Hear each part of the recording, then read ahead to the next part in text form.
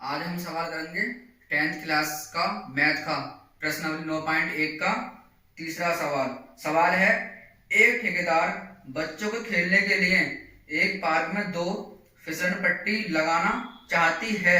5 वर्ष से कम उम्र के बच्चों के लिए वह एक ऐसी फिसल पट्टी लगाना चाहती है जिसका शिखर 1.5 मीटर की ऊंचाई पर हो और भूमि के साथ 30 डिग्री के कोण पर झुका हुआ हो, जबकि इससे अधिक आयु के बच्चों के लिए वह 3 मीटर की ऊंचाई पर एक अधिक ढाल की फिसलन पट्टी लगाना चाहती है जो भूमि के साथ 60 डिग्री के कोण बनाती हो।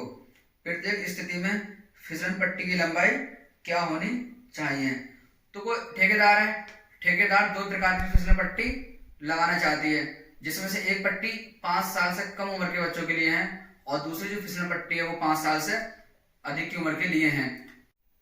तो 5 साल से कम उम्र के बच्चों के लिए फिसलन पट्टी की शिखर की ऊंचाई कितनी दे रखी है?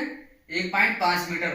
और जिनकी उम्र 5 साल से ज्यादा है ऐसे बच्चों के लिए जो फिसलन पट्टी उसके शिखर की ऊंचाई कितनी दे रखी है? 3 मीटर। तो हमें यहाँ पर 2 कंडीशन दी हुई है, 2 कंडीशन के हिसाब से सवाल करना। तो फर्स्ट कंडीशन क्या है? प्रथम स्थिति बोल सकते हैं, प्रथम स्थिति के लिए, प्रथम स्थिति के लिए क्या करेंगे? प्रथम स्थिति के लिए मान लो इसका आधार ए है शिखर का और शीर्ष क्या है इसका सी, और जहां पर कोण बनना है फिसलन पट्टी के और आधार के बीच वो क्या मान लिया हमने? उस बिंदु को मान लिया हमने बी। और ये क्या है? ये है सीढ़ी चढ़ने के लिए। और ये क्या है? ये है फिसलन पट्टी। ये फिसलन पट्टी दे रखी है। प्रथम स्थिति के लिए माना शिखर की ऊंचाई, शिखर की ऊंचाई क्या है? शिखर की ऊंचाई है AC और AC बराबर कितना दे रखा है? 1.5 मीटर AC का मान दे रखा है। तथा AB का मान दे रखा है। यहाँ पर AB का मान नहीं दिया है, लेकिन हमें AB का मान निकालना भी नहीं है, हमें किसका मान निकालना है? BC का मान निकालना है। तब क्या करेंगे हम? AB ने लिख के यहाँ पर क्या लिख देंगे? तथा BC बराबर हमें ज्ञात करना है। BC क्या है? BC फिसलन पट्टी की ऊंचाई है, BC का मान निकालना है। तब इसके लिए क्या करेंगे? समकोण त्रिभुज में देखते हैं। समकोण त्रिभुज क्या हो जाएगा? ये CAB, क्योंकि ये वाला कोण कितने का है? 90 डिग्री का कोण है, और जब कोण 90 डिग्री का होता है तब ऐसे त्रिभुजों का क्या कहा जाता है? समकोण त्रिभुज। तब समकोण त्रिभुज ABC में हमें किसका मान निकालना? फिसलन पट्टी का। फिसलन पट्टी के लिए इसकी लंबाई दे रखी है, कोण भी दे रखा है। तो BC का मान किससे निकाल देंगे? त्रिकोणमितीय अनुपातों में साइन से निकल जाएगा, क्योंकि साइन थीटा बराबर होता है लंब बटे कर्ण। लंब दे रखा है तब कर्ण तो निकल ही जाएगा। तब इसके लिए क्या करेंगे हम? साइन थीटा, और साइन थीटा बराबर क्या हो जाएगा? लंब क्या है? AC और कर्ण क्या है? BC। साइन थीटा के लिए थीटा का मान कितना दे रखा है? यहाँ पर 30 डिग्री। AC का मान कितना दे रखा है? 1.5। और BC का मान यहाँ पर नहीं दिया है। साइन 30 का मान होता है 1/2।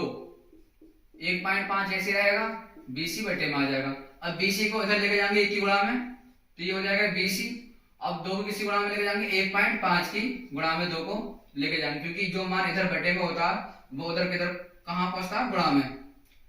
1.5 की 2 से गुणा करेंगे, 2 बजे 10 का 0, 2 एक 2 और 1 हासिल का 3, पॉइंट 1 अंक के बाद था तो ये जाएगा 3.0। किसका मान है? BC का। तो BC बराबर हो जाएगा 3.0 का मतलब 3 मीटर। 3 मीटर निकल के आ जाएगा। अतः BC बराबर कितना निकल के आ गया? 3.3 मीटर निकल के आ गया BC बराबर। अब इसी प्रकार दूसरी में करेंगे, दूसरी वाली शर्त में पुनः द्वितीय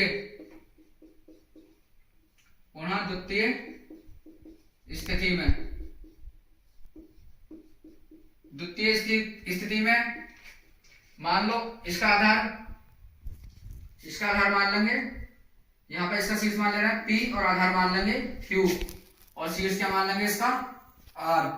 तो द्वितीय स्थिति में शिखर की ऊंचाई क्या हो जाएगी RQ या QR।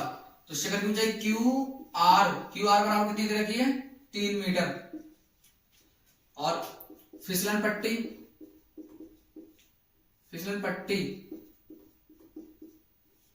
की लंबाई क्या है RP या PR। तो RP बराबर कितनी हो जाएगी? RP बराबर हमें नहीं दे रखी है, ज्ञात करनी है। RP का मान निकालना है। तब क्या करेंगे, फिर दोबारा साइन का फॉर्मूला लगा देंगे, क्योंकि ये फिसलन पट्टी की ऊंचाई किसकी सहायता से निकल के आ जाएगी? साइन के मान से। फिसलन पट्टी साइन के मान से निकल के आ जाएगी। अतः समकोण त्रिभुज PQR में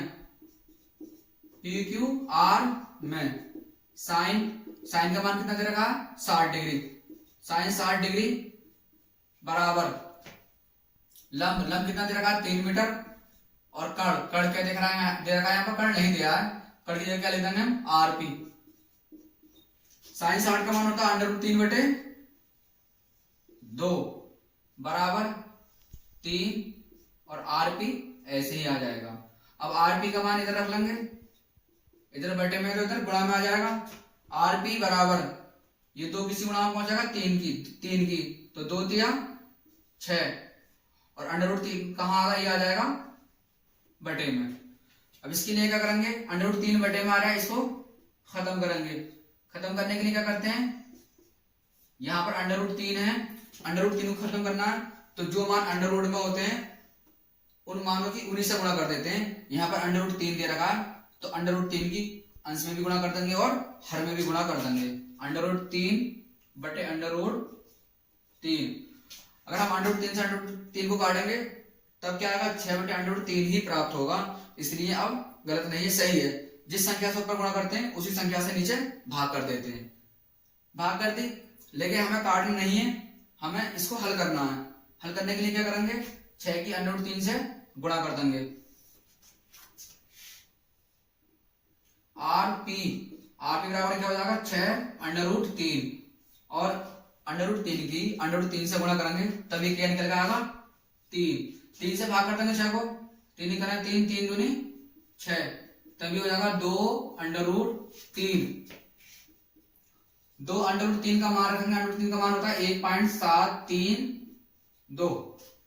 ये √3 का मान होता है। इसकी जब हम गुणा करेंगे 2 की गुणा करेंगे पहले 2 से, 2 दूनी 4।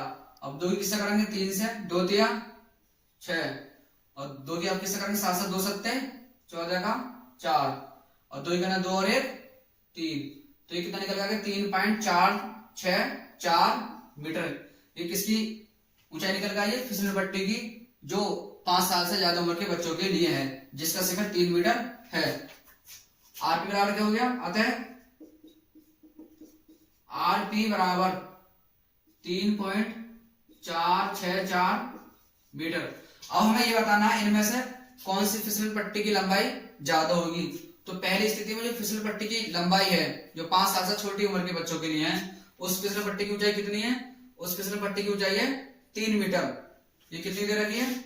ये दे रखी है 3 मीटर। और जिनकी उम्र 5 साल से ज्यादा है उनके लिए फिसलन पट्टी की ऊंचाई कितनी दे रखी है? 3.464 मीटर। तो कौन सा मान बढ़ा है? 3 के मुकाबले 3.464 मीटर का मान बढ़ा है। इसलिए फिसलन पट्टी की ऊंचाई कौन से वाले बच्चों के लिए ज्यादा होगी? जिनकी आयु 5 साल से ज्यादा है। अब क्या लिखेंगे? अतः 5 वर्ष से अधिक आयु वाले बच्चों के लिए फिसलन पट्टी की लंबाई अधिक होगी। तो जिन बच्चों की आयु 5 साल से ज्यादा है उनके लिए फिसल पट्टी की लंबाई ज्यादा होगी।